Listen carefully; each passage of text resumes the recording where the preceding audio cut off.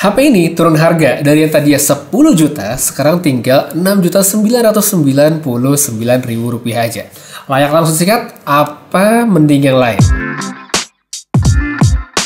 Halo semuanya, balik lagi dengan Putu Reza. Kita ngomongin gadget lagi dan bersama saya sekarang ini ada Mi 12 ya, Mi 12. Ini adalah sebuah handphone yang akhir-akhir ini sedang banyak diomongin di kalangan pemerhati dan penyuka gadget di Indonesia karena dia tiba-tiba turun harga dari yang awalnya 10 juta atau 9.999.000 menjadi 6.999.000 atau ya 7 juta kurang dikit. Cukup banyak ya untuk handphone yang rilisnya baru setahun yang lalu. By the way, sebelum ini udah sempat turun harga juga sih. Pas lebaran kemarin saya ingat ada sale-nya juga ke 8 juta. Cuma sekarang ya itu dia, jadi lebih murah lagi. Sebenarnya di samping soal turun harga, ada hal lain yang menarik perhatian saya juga, yaitu bagaimana perbedaan perlakuan Xiaomi sama saudara besarnya yaitu Mi 12 Pro yang sampai hari ini harganya tuh nggak diotak-atik sama sekali dan masih terpasang 12.999.000. Ini tuh sempat bikin saya berpikir, ini handphone Mi 12 jelek banget apa gimana sih sampai didiskon segitu jauhnya, kayak diturunin kastanya ke kelas mid-range.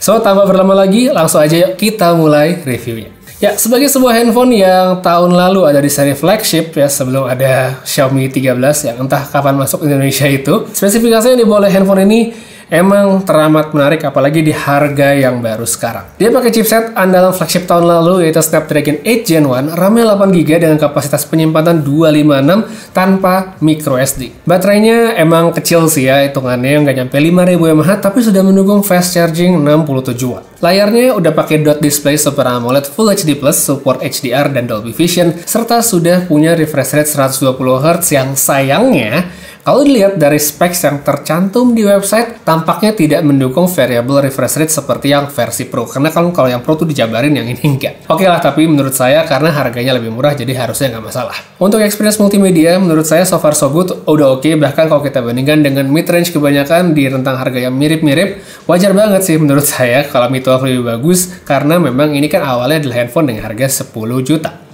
Responsifnya oke, visual juga cakep pada kecerahan layar yang bagus dan warna yang vivid. Palingan yang menurut saya agak kurang dari segi multimedia itu cuma speakernya aja yang kayak kurang kenceng dibandingkan yang lain. Bahkan kalau misalnya saya coba compare dengan Mi 12T, ya itu agak beda suaranya. Habis itu, untuk performa pemakaian sendiri, sehari-hari kalau menurut saya HP ini ternyata emang masih bisa banget ngasih experience yang smooth banget ala sebuah flagship. Kalau mau disamain pun dengan mid-range terbaru yang harganya mirip, ini menurut saya masih lebih baik dan pastinya lebih kencang. Dari segi software, saat ini udah ada update MIUI 14 dengan Android 13, jadi hitungan secara sistem, ini udah up to date. Experience pakainya ya MIUI banget sih menurut saya, nggak ada beda yang signifikan dibanding sebelumnya. Tapi, ada satu hal yang saya nggak suka banget dengan MIUI terbaru ini, yaitu menu saat masang widget. Saya nggak ngerti, ini orang MIUI lagi mikir apa gitu ya, pas bikin sampai kepikiran untuk jadiin interface sejelek ini. Jadi contoh, kalau di MIUI 13, kita kan ganti widget ya standar aja gitu. Kita pencet menu, terus kita bisa pilih widget sesuai dari fungsi atau mungkin aplikasi yang sudah terinstall di handphone. Gampang. Nah, di MIUI 14, kita bisa masuk nih ke menu widget, terus nanti kita akan dikasih berbagai macam pilihan, tapi nggak ada tuh dari aplikasi terinstall kayak misalnya Google Drive, Google Calendar, itu nggak ada di sini. Nah, ternyata untuk bisa pakai semua widget tadi ada langkah ekstra yang mesti kita lakuin, yaitu mencet all di bagian ini ya, spesifik banget. Baru nanti ada tulisan Android widget yang itu pun tulisannya kecil. Jadi ya itu dia, saya nggak ngerti kenapa yang tadi udah oke-oke aja, mesti diredesign dan jadinya malah nggak bagus. Ya, jadi itu jadi sedikit keluhan saya soal MIUI yang baru. Kita balik ke soal performa. Sekarang, HP ini ya kalau saya pakai macam-macam sebenarnya masih lancar, multitasking pun oke, dia nggak macet-macet, dan pastinya bisa banget dipakai main game. Tapi, sekalipun ini udah pakai chipset flagship pada zamannya, tetap kalau untuk standar 2023 atau mungkin mau dipakai sampai tahun depan, ini tampaknya bukanlah perangkat yang bisa kita geber atau karena dengan performa FPS yang konstan ya di game yang punya grafis tinggi. Kayak contohnya main Genshin Impact atau Star Rail itu udah berat. Ya meskipun masih bisa dimainin, cuman ya nggak bisa sampai yang pol-polan banget. Palingan yang menurut saya perlu diperhatiin dalam pemakaian kayak gini itu adalah suhu perangkat yang bisa naik turun dan nanti bisa terasa cukup panas ya. Di pemakaian lain pun yang intensif di Mi 12 ini saya juga bisa ngerasa lumayan anget, kayak misalnya pakai sosmed terus-terusan atau misalnya dipakai nonton terus-terusan di ruangan yang tidak ber-AC, itu menurut saya bisa jadi anget. Cuman ya tidak sampai panas yang mengganggu. Jadi kalau misalnya berasa anget ya santai aja, nggak masalah. Kemudian buat bagian baterai, ini juga bukan yang terbesar. Kecepatan chargingnya pun juga bukan yang paling kenceng dan masih kalah sama yang versi Pro. Tapi sekali lagi, untuk makin sehari-hari dengan intensitas sedang sebenarnya masih sangat mencukupi ya, cukup banget sebenarnya. Paling nggak dia nggak bakal habis di sore hari, cuma kalau misalnya kita gunainnya digeber gitu main game terus-terusan ya pasti akan lebih cepat habis. Selain dari segi specs yang menarik tadi, nilai jual lain dari Mi 12 atau Mi 12 udah jelas ya, tidak lain dan tidak bukan ukurannya yang sangat-sangat ringkas. Ya nggak sangat ringkas banget sih, tapi ya ringkas lah hitungannya untuk zaman sekarang. Satu poin yang sebenarnya cukup banyak orang mau karena handphone kecil yang powerful itu nggak banyak, apalagi untuk Android. Harus diakui ini emang nyaman banget buat dipegang satu tangan aja, itu nggak mengganggu saat scrolling, ngetik pun juga enak, dikantongin juga nyaman. Palingan yang bisa ngasih experience mirip-mirip gini dengan spesifikasi tinggi, ya cuman Zenfone 9 dari Asus doang yang ternyata saya lihat harganya tuh nggak beda jauh. So, kombinasi dari specs powerful dengan ukuran kecil dan harga yang miring saat ini, kayak udah jadi hal yang sangat menarik banget ya. Tapi, tentu orang bakal bertanya juga, gimana dengan kameranya? Nah, di bagian belakang, Xiaomi memasukkan 3 kamera nih, dengan lensa utamanya 50 megapiksel, ada OIS, terus ada lensa ultrawide, dan telemakro. Ya, telemakro ini udah lumayan jarang kita lihat, tapi ada di handphone ini. Langsung aja sekarang kita masuk ke bagian hasil, kita lihat kameranya. Sebenarnya sesuai ekspektasi, ini udah oke banget untuk sebuah handphone, apalagi di harga kepala 6. Wajar sih, karena saat masih baru pun, kamera emang menjadi salah satu nilai jual dari handphone ini. Dari segi warna, yang saya lihat, Mi 12 ini tuh punya tendensi yang natural, sehingga saturasi warnanya, apalagi warna favorit software handphone, kayak biru, merah, hijau, itu nggak dinaikin sampai yang over, jadi warnanya masih oke menurut saya. Nah, untuk white balance, ini cenderung warm untuk kamera utama, jadi agak kekuningan gitu kalau kita lihat. Tapi kalau kita pindah ke lensa ultrawide, hasilnya justru jadi lebih dingin. Jadi ya kamera utama sama ultrawide itu white balance-nya beda. Fun fact, kalau menurut saya, justru yang lebih akurat secara warna itu ada di lensa ultrawide ya. Jadi ya agak lucu sebenarnya, cuman balik lagi ke preferensi. Cuman kalau yang saya lihat, hasilnya lebih akurat yang lensa ultrawide dari segi warna. Nah, untuk soal detail, ini juga menurut saya harus banget dikasih jempol karena masih dapat dan fotonya pun tidak terlihat over sharpening alias ditajam-tajamin.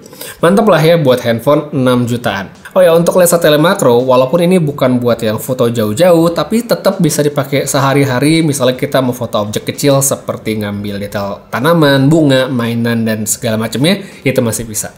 Kondisi terang tadi kita udah ngomongin, sekarang kita pindah ke kondisi low light, dan ternyata hasilnya masih bagus.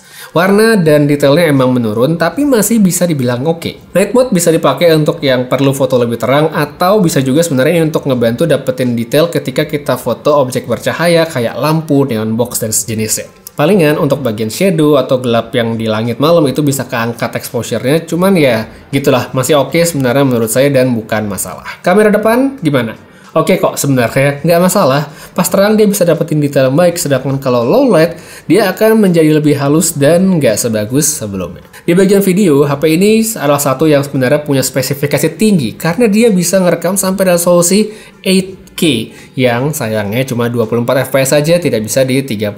Untuk tesnya saya akan pilih di resolusi 4K serta 1080 30 fps saja, dan berikut adalah hasilnya.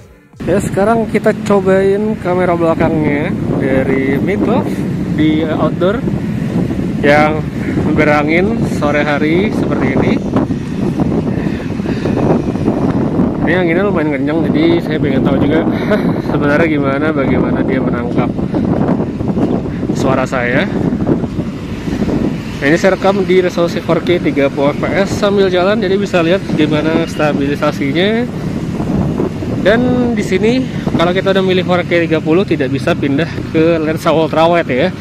Jadi kalau mau ganti lensa itu harus di stop dulu perekamannya. Nah, di sini kita coba untuk yang Full HD ya, kita lihat apakah ada perbedaan dari segi stabilisasi atau enggak. Dan sekarang yang ini 1080 30 fps ya. Sambil jalan masih dengan handheld satu tangan, kita bisa lihat bagaimana stabilisasinya oke atau enggak. Kalau yang saya lihat di layar sih oke ya, yang 4K pun tadi juga nggak ada masalah. Cuma nggak tahu kalau udah kita pindah ke handphone lain atau mungkin monitor lain hasilnya seperti apa. Ya, jadi sekarang saya lagi ngetes kamera depan dari Mi 12 untuk rekaman video di resolusinya di 1080p aja, nggak bisa 4K seperti kamera belakang, apalagi 8K.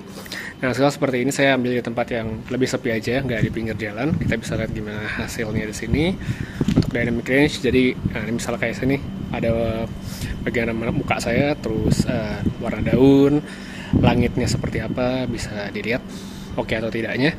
Kalau yang kelihatan di layar sih so far so good, oke-oke aja. Untuk stabilisasi kalau misalnya dipakai jalan, ya untuk kamera depannya seperti ini.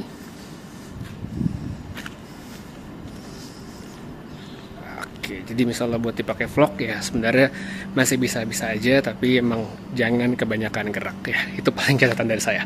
Nah, habis ini kita pindah ke kondisi OLED, kita lihat juga gimana hasilnya. Ya, jadi sekarang saya lagi nyobain Mi 12 ya, Mi 12 rekaman video di malam hari outdoor yang sangat berisik. Jadi semoga suara saya bisa kedengaran. Kita juga sekalian ngetes kemampuan tangkapan mikrofonnya. Ya, ini sambil jalan kita bisa lihat juga stabilisasinya, apakah ada jitter-jitter nggak bagus gitu apa enggak. Ya, so far so good sih kalau yang saya lihat di layar. Nah, bisa kita pindah ke kamera depan juga, kita lihat gimana kemampuannya. Nah, sekarang ini buat kamera depannya dari Mi 12 di kondisi outdoor tadi di dekat stasiun MRT. Ya, jadi cahaya sebenarnya emang nggak terang-terang banget, paling saya dapat colongan lampu-lampu mobil gitu. Saya lihat sini gimana skin tone-nya, efek jitternya, terus kemampuan mikrofon dalam menangkap suara saya karena tempat sini rame banget. Ya, jadi ya, kita bisa lihat gimana kualitas perekaman videonya. Oke atau enggak, silahkan dikomentarin aja di bawah.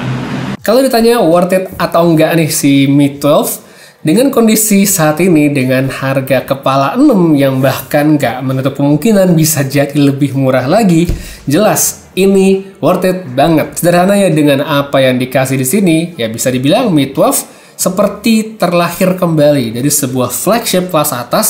Dia sekarang menjadi super mid-range killer karena di harga yang sama tidak ada handphone yang bisa sepowerful Mi 12, paling nggak dalam konteks chipsetnya. Emang ya HP ini nggak sempurna, tadi udah saya omongin juga kurang-kurangnya, tapi ya itu dia, dengan harga yang ada kalau ada kesempatan menurut saya dicobain aja. Cuma di saat yang sama saya juga sebenarnya sempat kepikiran nih, karena di rentang 6 juta pun Xiaomi punya handphone lain namanya Mi 12T ya, mungkin ada yang inget ya, Mi 12T yang harganya lebih murah. Cuman dia punya beberapa specs yang di atas kertas malah justru lebih tinggi dari HP ini. So, next saya bakal coba compare kedua handphone itu dalam waktu dekat buat ngeliat selisihnya dan mana yang lebih worth it buat dibeli. So, buat yang penasaran jangan lupa di subscribe supaya nggak ketinggalan videonya. Untuk sekarang, gitu aja dulu review tentang Mi 12-nya. Terima kasih banyak penonton sampai habis. Putri Reza pamit. Sampai ketemu lagi di video berikutnya. Dan seperti biasa, have a nice day.